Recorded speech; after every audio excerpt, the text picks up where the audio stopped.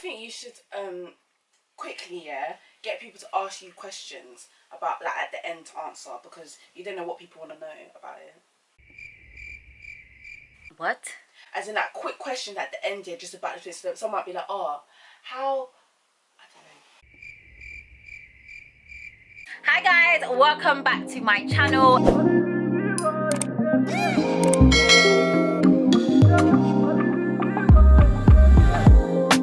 Okay, so what happened was I was 16, just started college, and there was a specific group of young ladies that I used to always hang around with, which is my cousins. They didn't live too far away from me. They literally lived like walking distance away, so I used to always just go and be chilling out with them, hanging out with them, be on road, getting up to no good. No, actually not getting up to no good, but like we just used to hang around on road, hang out with the guys around the block, around the area. We used to just get up to mischief in terms of just like messing about, busting jokes. There's always something going on. I grew up in Hackney, so anyone that's from Hackney that knows Hackney, like back in the day, it was just one of those places you go to and you just hang out, and there's certain groups of people that you know, and yada yada yada.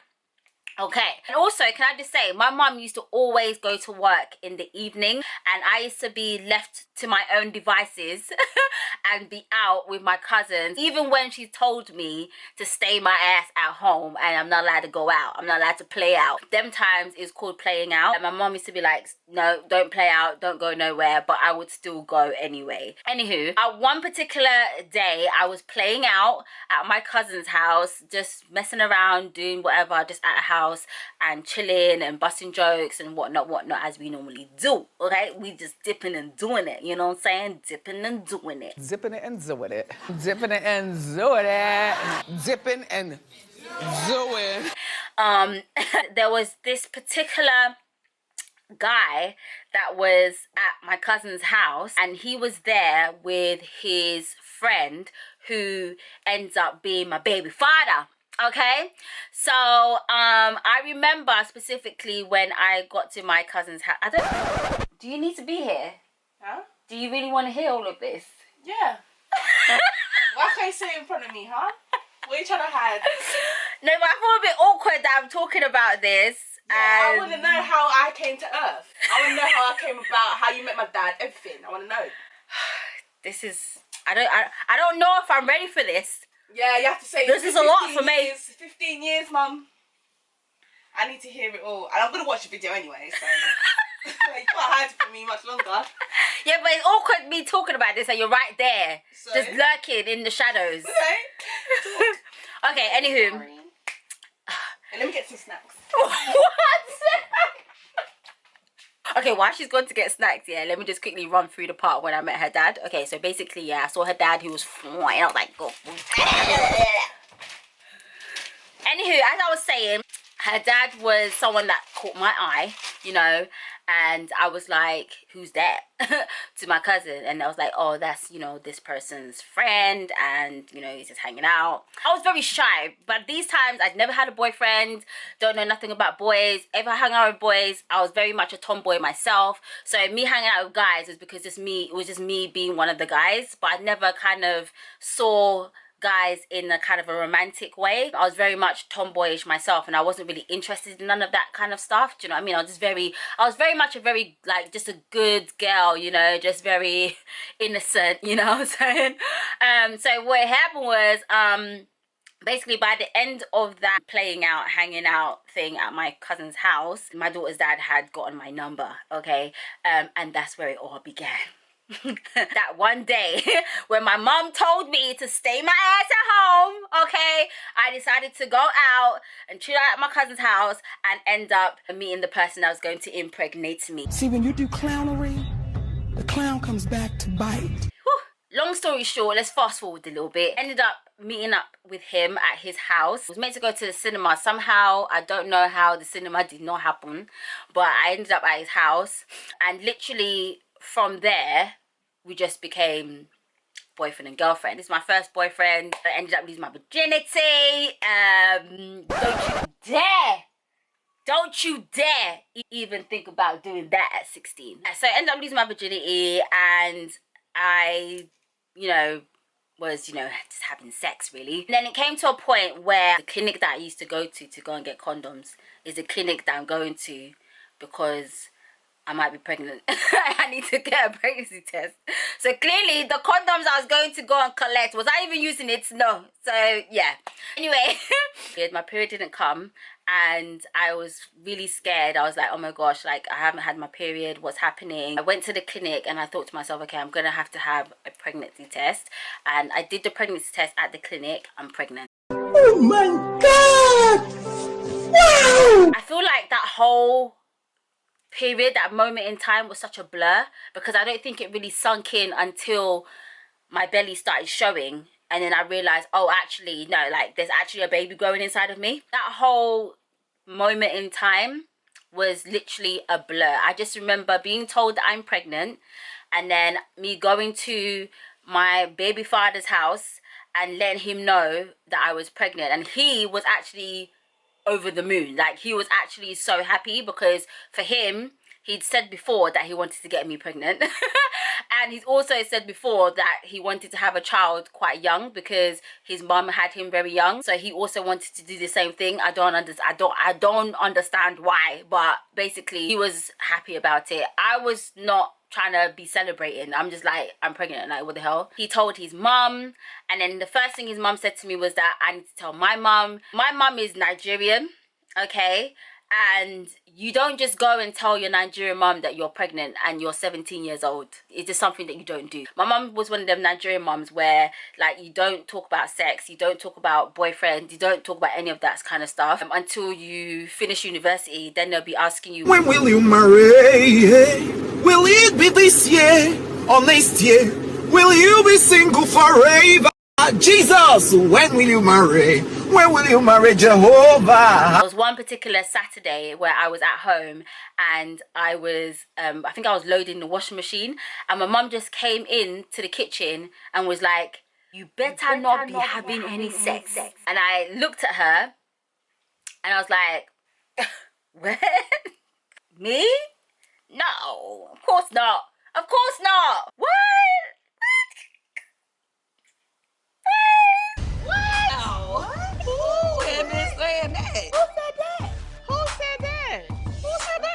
No, of course not. A few months later, I turned up pregnant. So, yeah. These times I was been having sex, you know what I'm saying? I was not trying to tell my mum that I was pregnant. Like, I was not on it. I was thinking, it's not happening. I'm not ready to die. There's no way I'm gonna tell my mum that I'm pregnant. How do you even bring yourself to even say that to your African mum, that you're pregnant and you are 17 years old? Where? How? Who? When? What? If? Huh? You just don't do it. So I was putting it off, and then every time I went to my boyfriend's house, his mum would always ask me, you tell your mother yet? You tell your mother yet? My daughter's dad, he is Jamaican. Amina, you tell your mother yet? You not tell your mother? There was one particular night I was at his house and his mom was asking me and I was still saying no, I haven't told her. So she was like, you know what? By fire, by force, tonight we're gonna tell your mum. Okay, so she basically dragged me from her house. Yeah, well, she didn't drag me, we was in the car. But by force, she basically came to my house and she was like, we're gonna tell your mum tonight, we're gonna tell your mum. Listen, that drive to my house, I was just thinking about what kind of flowers I want at my funeral. Okay, this is it now, I'm finished. My life is just gonna end here. So anyway, we got to my house now. My mum opens the door, she's like, what's going on here? And then, you know, my daughter's dad was like, my daughter's dad's mum was like, oh, we've come, there's something that we need to talk to you about or to tell you. And my mum was like, okay, let's go to my room. So she brings us upstairs. All four of us are inside the room now. So my daughter's dad, his mum, my mum, myself. My mum's sitting on the bed. I am situated by the bedroom door, okay? I positioned myself by the bedroom door because I'm ready to... Why are you running? Why are you running? to run when she pounces on me, yeah? I'm by the door now. My daughter's dad's mum is next to me, and then he's like next to my mum. Good thing though, why I must say that my mum really liked my daughter's dad. Like she proper really liked him as a person. So there was no like beef. She didn't like hate him or nothing like that, or dislike him in any way. Like she proper liked him. So he felt comfortable to just be like, yeah, I'm just gonna I'm just gonna come and tell you that I've impregnated your 17-year-old daughter. He just felt very, you know, had the gut, the audacity to just come in there, just be like, yeah. Everybody say yeah. Let's go and tell your mom that I've impregnated you. Yeah, it's okay. It's okay. It's okay. It's okay. His mom, yeah, was like, okay, Amina, do you want to tell your mom the reason why we're here? And then here's me like in the corner by the door of the bedroom. And I just basically was like, yeah. So, I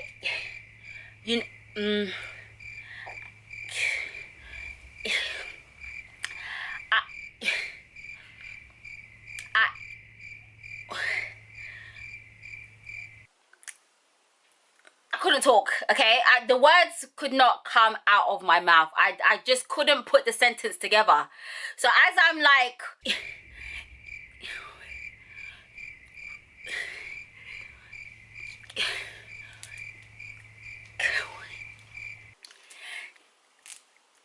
my dad's mom just basically goes, literally, as soon as she said it, I was waiting, I was thinking, okay, so as soon as she moves, I'm moving. As soon as my mom goes, huh? I'm out of here, like, I'm running through that door, mate. My mom looked at me, and she's like, huh? Huh? She's what? She pregnant. I think she heard the first time. Like, I don't think there was any need to repeat it, you know? My mom was like, is this how you want to come and disgrace me? Huh? Huh? You're what? 17 years old, you're what? Pregnant. Oh my god. Huh? that was going on for about 10 minutes. Mom was trying to process what she just heard. Basically, she was telling me that how disappointed she was and that she can't believe it, you know, that how can I do this and rare. And she didn't say nothing to my daughter's dad, the one that impregnated me. No, like she didn't say nothing to him. Like she didn't say nothing. She wasn't angry towards him. Like literally the full force of the anger and the disappointment and the rage was all on me. I was like, you know what? I need to get out of here. So I left the room. She carried on talking to my daughter's dad's mum. I went to go to my room and I started packing my stuff. I was like, there is no way that I can stay in this house and make it out alive till the next day. I started packing my stuff. I was like, yeah, my mum might be all chatty right now and calm, but as soon as these people leave, it's on. I know my mum is gonna box me. She's gonna batter me. So I was like, you know what? I need to get out of here. So I started packing my stuff, took all my college stuff, took all my as much clothes as I could pack. I was like, I'm leaving with these people here because otherwise it's the end. It's finished. From that night till almost 2 or 3 months before I gave birth, I was living at my daughter's dad's house. Like literally from that night, I didn't see my mum. I was like, nope, it's done. There's no way that I could stay at my house and be pregnant. I literally spent the majority of my pregnancy living with my daughter's dad. I felt like it was good for me to actually do that because it allowed my mum to process her feelings from anger, rage, disappointment, sadness, confusion, everything. Like those months really allowed her to process everything that was going on. So by the time it came to like maybe 2 months before I was due to give birth, my mum was a lot calmer. Like she went through the whole process of calling the whole family, calling everybody, calling the pastor of the church, you know. My mum called the pastor of the church, you know, the pastor of the church called me. Like everyone was literally like calling me saying, oh my god, what's going on, how are you pregnant? I mean, my mum told the whole world. She told all her friends, told everybody knew. Everyone was calling me. Everyone was like, oh my gosh, how can you do this? your mom is really upset, you know, you're upset your mom, what's going on? Yeah, like, yeah. The first few months, I was getting it left, right, and center. But I was adamant that, you know what, there's no way I can go home. My mom is too upset, she's too angry, she's too annoyed by the whole situation. I just need to give her space, and I need space, okay? And when it came to the last couple of months of my pregnancy, I think by that time my mum was a lot calmer. I was talking to her on the phone, and I felt comfortable enough for me to like go back home, make peace. We got to a point where, you know, we could make peace, and she had accepted that this is the situation, it's not going to change, she just has to just deal with it, really. And her, I think, being such an amazing mum, and obviously I know that my mum loves me no matter how angry or disappointed she may have been with me at the time, it kind of just showed she still loves me, and she just needed that time to kind of process everything, and she was able to calm down, accept the situation for what it is, and support me through the rest of my pregnancy and onwards. Do you know what I mean? So yeah, my mum was the one that actually drove me to the hospital when I went into labor. She was there with me throughout the whole labor. From when I gave birth, like, she has been so supportive. About my mum during those first stages of me giving birth and having this newborn and being so young, I really don't know how I would have been able to manage, because she literally just was so hands-on and so helpful and so supportive that I just thank God for her. Like, do you know what I mean? I never would have thought that would got to that point, the way she was acting and the way she felt and her reaction to me being pregnant. But like any good parent, you just have to support your children regardless. And this is the result of all of the trauma, the hours of labor and pushing and everything, that, you know, this is the result right here. It's a beautiful young lady, beautiful human being, you know what I'm saying? A little bit annoying, but beautiful regardless, you know what I'm saying? So yeah, that's the story of me being pregnant at 17. I hope you guys enjoyed it. Make sure you guys like, subscribe, and I will catch you in my next video. And let me know if you want to see more story times. I actually have quite a few story times, you know. Yes, I've lived life. So yeah. Alright guys, see you in my next video. Bye! You scatter my matter, oh. Grant all my wishes, but you don't take me for granted, oh. You be my number one. Two auntie got to go.